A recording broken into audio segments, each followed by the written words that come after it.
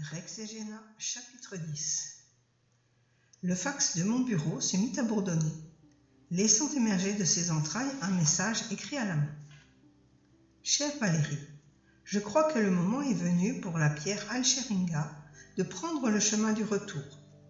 Tout sera en place dès que j'aurai la confirmation qu'elle peut se trouver à Sydney pour le 10 de ce mois.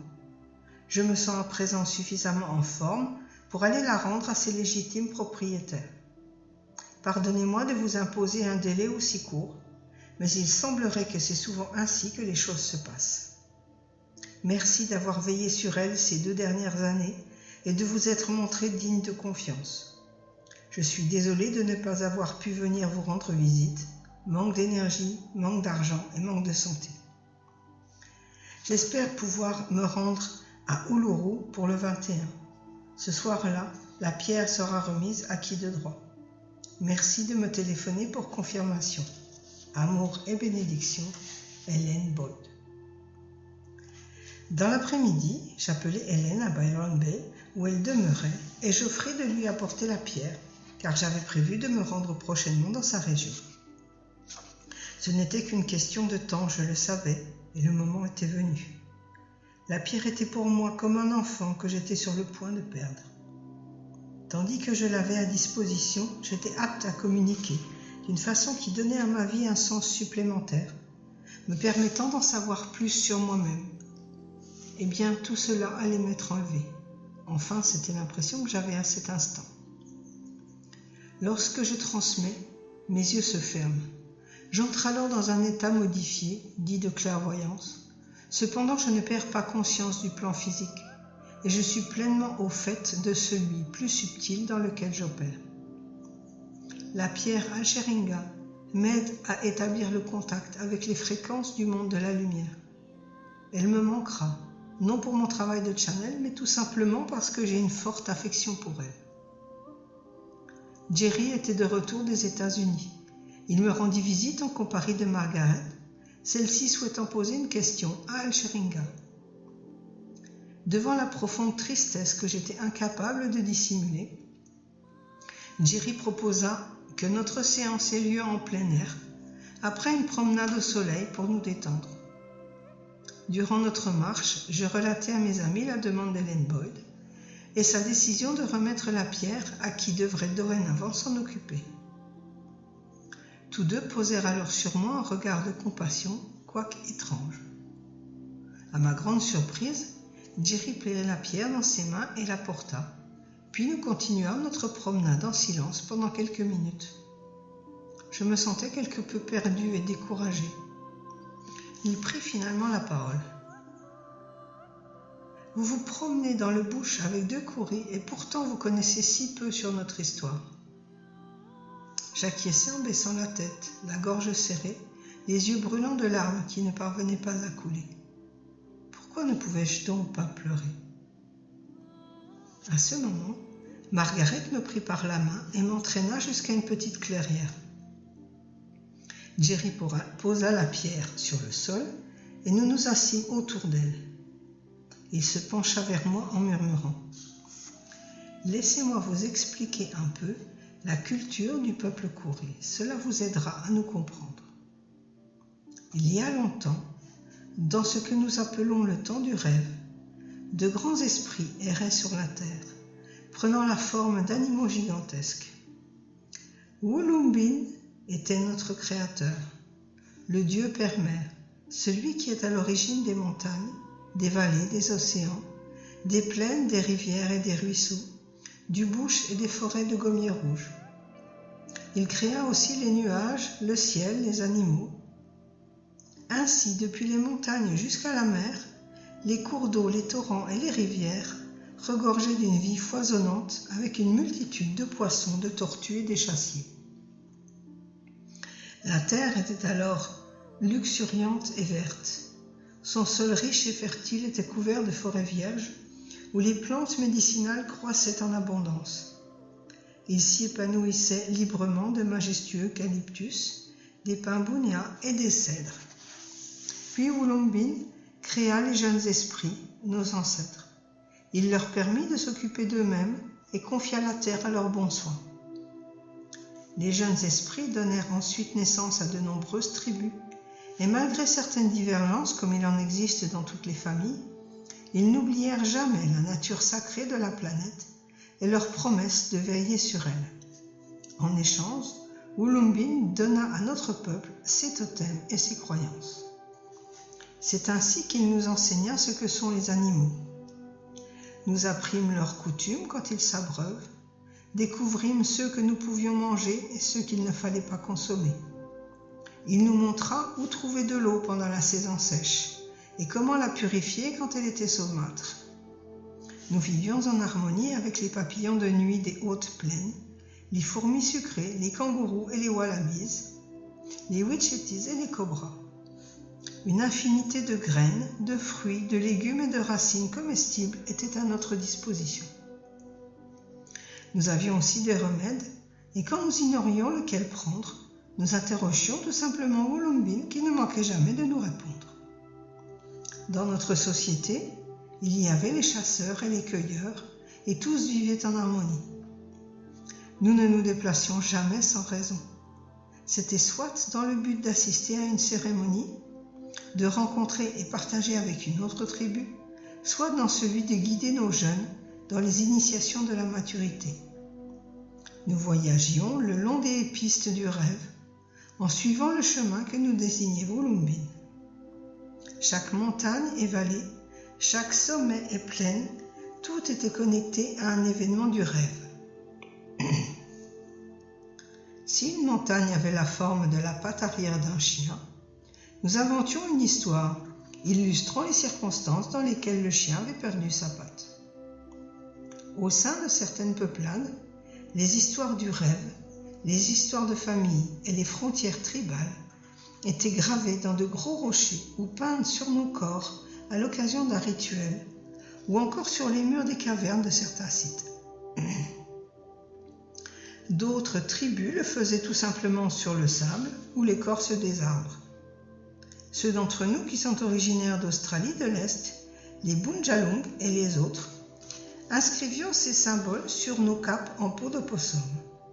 Et quand nous avions des divergences avec un autre groupe, nous étalions nos capes sur le sol pour les régler comme des gens raisonnables. La particularité de notre culture était que les femmes avaient leur propre rituel. Il y avait sur le sentier du rêve des endroits qui revêtaient un caractère sacré, tant pour les hommes que pour les femmes, mais où elles seules étaient autorisées à mener des cérémonies. Les jeunes filles y recevaient l'enseignement des plus âgés sur leur rôle au sein de la tribu et de la famille, auprès de leurs futurs fiancés, ou comment être une bonne mère. Elles y apprenaient la danse et les chants sacrés réservés aux femmes. On leur inculquait la manière de prendre soin de leur santé et le régime alimentaire approprié pendant la gestation pour que les enfants soient sains et forts, et enfin comment éviter des naissances trop nombreuses. On montrait aux jeunes filles l'art de la préparation des fruits, des légumes et des plantes de guérison. On leur expliquait comment composer des poisons qui étaient toujours utilisés d'une manière juste. Par exemple, elles ramassaient l'écorce d'un arbre spécifique et la frappaient contre les rochers, sur le bord d'une crique ou d'un cours d'eau. Puis ensuite, elles jetaient la pulpe ainsi obtenue dans le courant. Rapidement, les poissons flottaient à la surface et nous n'avons plus qu'à les recueillir. Le poison ne servait qu'à les anesthésier, ne tuant jamais rien dans l'eau. Elles apprenaient aussi à coudre.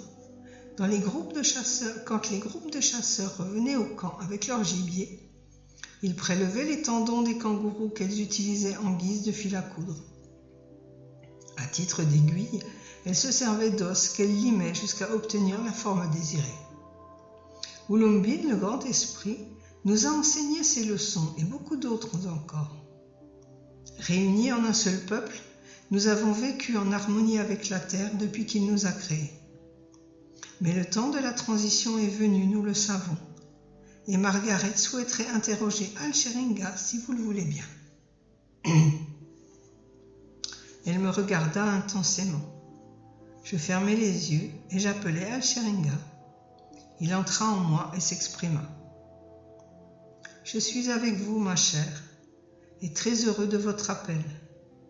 Je suis accompagné de l'esprit aborigène australien. Le peuple qui a pris soin de l'énergie de ce continent y est installé depuis des centaines de milliers d'années. Mais il reste des choses que lui-même ignore encore. Nous avons communiqué des informations à ceux qui travaillent avec nous et leur compréhension commence à s'élargir à propos de leur race, de ses débuts et de l'endroit d'où elle est originaire. Avez-vous une question ? Margaret prit la parole. Pouvez-vous nous parler des transformations à venir sur la Terre ? On prétend beaucoup de choses au sujet des mutations de cette planète. Le peuple aborigène n'est pas le seul à collaborer à cette fin. Il est vrai que plus il y aura de gens conscients à ce qui se prépare, plus nombreux seront ceux en mesure d'accompagner la transition. Le but est donc que les humains s'imprègnent d'une énergie nouvelle en provenance de la source universelle. Telle est la nature de l'évolution. Ceux qui l'assisteront auront un voyage plus aisé, si je peux le formuler ainsi. Vous assisterez à des tremblements de terre et autres perturbations dans la nature. Ce n'est pas nouveau, mais le processus va s'accélérer. La plupart de vos semblables seront cependant protégés. C'est ainsi que certains de ceux qui habitent des régions sensibles seront conduits à s'installer ailleurs. Je n'affirme pas que vous devrez tous déménager, mais il serait bon que chacun se mette à l'écoute de sa guidance intérieure.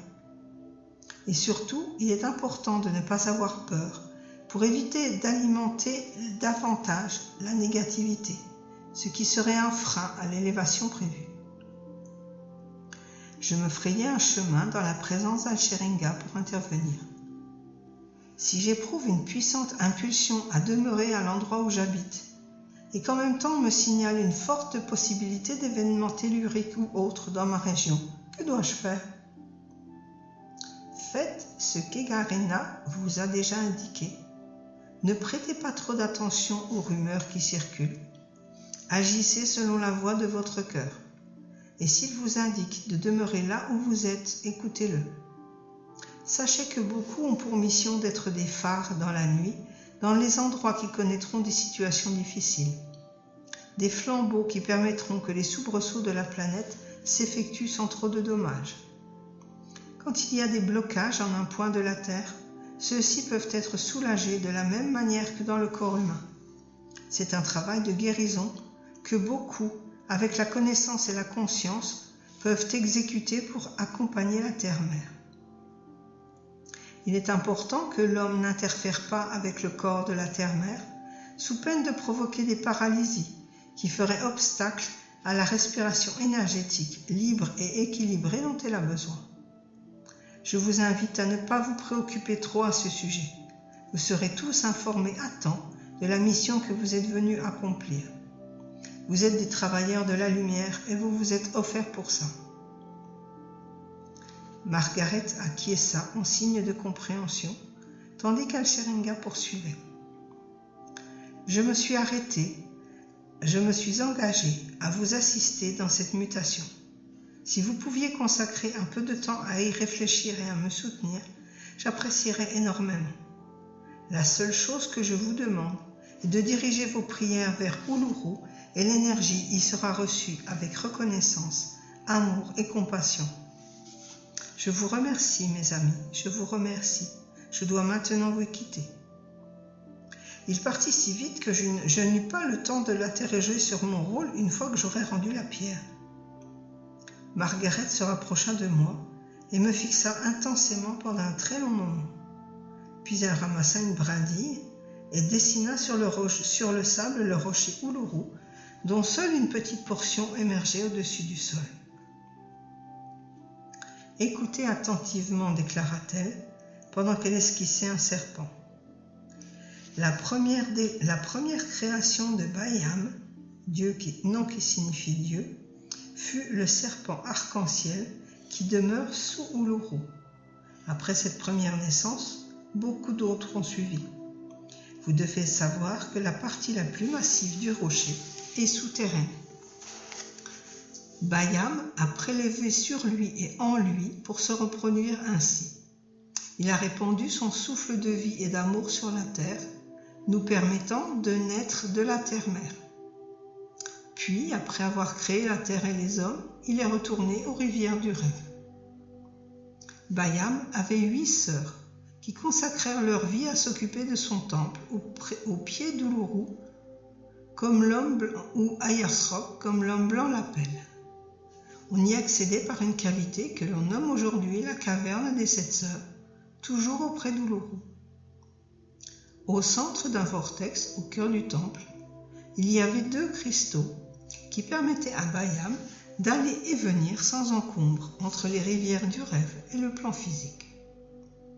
Mais le soleil, un magicien jaloux qui se jugeait très intelligent, voulut profiter de l'absence de Bayam ici-bas pour s'emparer de la terre et faire de ses habitants ses sujets qui devraient l'honorer. Il imagina donc un stratagème pour empêcher Bayam de se manifester au plan physique. Il se rendrait au temple et subtiliserait les 2 cristaux qu'il détruirait, puis il tuerait les 8 sœurs. Bayam serait ainsi définitivement dans l'impossibilité de revenir. Un jour donc, il se rendit dans le temple souterrain et s'empara des cristaux. Le feu puissant de sa nature de soleil aveuglait les 8 sœurs qu'il entreprit de tuer l'une après l'autre. Cependant, il ignorait qu'il existait un second passage, secret celui-là. Pendant qu'il exécutait son forfait, l'une des sœurs parvint à lui reprendre les cristaux et à s'enfuir par l'autre issue. Dans sa course, elle laissa tomber sur le sol une des pierres, par laquelle Bayam, vif comme l'éclair, se manifesta dans le temple pour chasser le soleil. La 8e sœur, épuisée, s'effondra sur le sol et murmura avant de perdre connaissance « Bayam, je ne peux pas continuer ». Il la fit alors reposer dans une pierre de cristal qu'il plaça ensuite sous la montagne, qui n'est autre que Wulumbin. Cette 8e sœur y sommeille toujours, attendant que le temps soit venu pour elle de s'éveiller et de libérer la connaissance universelle de l'humanité. Ce moment marquera le commencement de l'âge nouveau. La montagne alors s'ouvrira, car Wulumbin est un volcan en sommeil. C'est un lieu de grand pouvoir où l'on peut recevoir force spirituelle et courage. Margaret saisit ma main. Quand vous serez à Byron Bay, je vous conseille un pèlerinage à Wulumbin à l'aube, quand il est recouvert de brume. Quand le soleil se lèvera, il se créera un serpent arc-en-ciel autour de vous. Un tel signe indiquera que vous avez un rôle à jouer au service de l'humanité. Pendant qu'elle parlait, je hochais la tête sans pour autant vraiment comprendre le sens de ce qu'elle me confiait. Mais en même temps, j'avais une claire vision intérieure de la scène qu'elle décrivait. Wulumbin était le premier endroit d'Australie que le soleil illumine au matin. 3 jours plus tard, j'étais en route pour aller honorer mon engagement auprès de Ellen Boyd. J'aperçus Wulumbin qui étincelait des couleurs angéliques de l'arc-en-ciel se répercutant vers le phare à Byron Bay, là où je devais rendre la pierre à Hélène. Cela eut lieu le jour de la fête des mères, prenant ainsi valeur symbolique de naissance. J'étais vêtue de blanc. J'arrivais tôt, juste pour prolonger mes derniers instants avec la pierre. En contemplant Wulumbin, les paroles de Margaret résonnaient à mes oreilles et je me projetais en esprit sur la montagne. Puis je considérais tout ce qui était arrivé depuis que cet objet sacré m'avait été confié. Ce que j'avais vécu avec lui avait un but, et je savais aussi que je ne faisais plus partie de son voyage futur. Il était temps de le restituer. Depuis le pied du phare, j'observais le fragile visage d'Hélène pendant qu'elle venait à ma rencontre. Ses médecins lui avaient donné peu de temps à vivre, et celui-ci passait bien vite pour elle. Elle restait cependant déterminée à rapporter la pierre Al-Sheringa à sa juste place auprès du peuple aborigène. Hélène m'invita à une dernière séance seule avec la pierre, au cas où elle aurait un message pour moi. En bordure d'une falaise qui dominait la mer s'étendait un petit parc, de l'autre côté du phare. Je m'installai sur un banc tout près du bord. Je plaçai la pierre sur mes genoux et portai le regard vers Ulumbin dans le lointain. Mon cœur était lourd et j'étais obsédé par la peur de perdre mon lien avec l'autre côté. J'appelai Alcheringa. « Je suis très heureux d'être ici, mon enfant, intervient-il. Merci de m'avoir invité. » J'étais sur le point de rendre la pierre à Hélène. Comment pourrais-je entrer en contact avec vous après cela? Alcheringa eut un petit rire. Aviez-vous la pierre lorsque vous êtes allé à Carillon la première fois? D'un seul coup, tout sembla s'arrêter autour de moi. Les oiseaux, le bruit des vagues, mon cœur. Je revis le jour en question. Ma foi, c'était vrai. Je ne l'avais pas emporté avec moi. Mon cœur se remit à battre et mon sourire revint. Mon enfant, reprit-il, l'information est à l'intérieur de vous. Vous êtes pareil à cette pierre, imprégné de renseignements. Vous serez vous aussi capable de les libérer et d'en prendre connaissance, comme vous l'avez toujours fait. La pierre s'est présentée à vous, revenant du fond des temps. Vous l'avez reconnue, elle et son énergie véhiculant les anciennes mémoires. Elle vous a aidé à appréhender votre passé et vous a montré que vous pouviez travailler avec nous, ce que vous avez fait de votre plein gré. À présent, elle retourne à ses gardiens, le peuple aborigène, enrichi de l'amour, de la compassion que vous et tous ceux qui ont travaillé avec elle y ont inscrit, ainsi que de l'espoir d'unir à nouveau les races du monde. Vous n'avez plus besoin d'elle, laissez-la suivre son chemin. Alcheringa intervint. Je travaille actuellement sur un autre livre, et pour être sincère, je me sens un peu perdu. J'aimerais recevoir des informations utiles. Pourriez-vous m'aider et me conseiller? Bien sûr que je vous aiderai comme je l'ai toujours fait. Me croyez-vous, mon enfant? Oui, merci beaucoup. Y a-t-il quoi que ce soit que je devrais savoir au sujet de ce livre? Non. Y a-t-il quelque chose que vous voudriez me transmettre? Il n'y a rien de particulier, mon enfant. J'aime simplement parler par votre intermédiaire. Souvenez-vous que je m'entraîne chaque fois que l'occasion m'en est donnée. Ne vous inquiétez pas, je vous assisterai. Tout ce que vous avez à faire est de m'appeler, je viendrai. Merci, Alcheringa. Au revoir, mon enfant. Il était parti. Je me levai pour retourner vers le phare où Hélène m'attendait. En dépit de l'assurance que je venais de recevoir, je dois confesser que j'étais nerveuse et attristée. Je confiai à Hélène combien j'aimais la pierre et que je me sentirais toujours liée à elle. Puis je lui proposai de remettre à son gardien, lorsqu'elle allait le trouver, une chrysoprase verte que j'avais apportée spécialement, et lui dire qu'elle provenait d'un cœur qui avait pris soin de la pierre sacrée. Lorsqu'elle me tendit ses mains pour que j'y dépose Alcheringa, Hélène était inquiète. Son attitude reflétait le désir d'achever sa mission que sa santé précaire rendait urgente. J'observais ses mains d'aborigène avec une peau couleur de miel. Dans ses yeux bruns, je remarquai qu'elle était de ceux qui avaient conservé la mémoire des commencements. À l'instant où je lui remis la pierre, ma mélancolie s'envola pour faire place à une merveilleuse sérénité. Je savais qu'il n'y aurait plus jamais de séparation, qu'elle était devenue une force en moi et en d'autres, laquelle travaillerait à réunir les gens des étoiles et tous ceux que leur énergie imprégnait. C'était une partie du message qu'elle nous offrait avant de poursuivre sa route. Ma tâche était achevée. Hélène s'en alla vers l'Australie centrale. Elle voulait remettre la pierre à la personne idoine, même si elle ne savait pas qui était cette dernière. Malgré ses efforts, elle ne la trouva pas et repartit avec son précieux fardeau.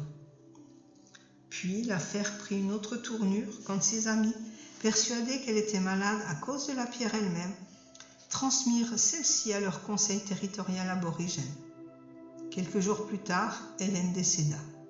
Les membres du conseil, que la pierre encombrait et rendait nerveux, l'expédièrent sans attendre à un autre conseil, basé à Alice Springs, persuadés que telle était sa destination.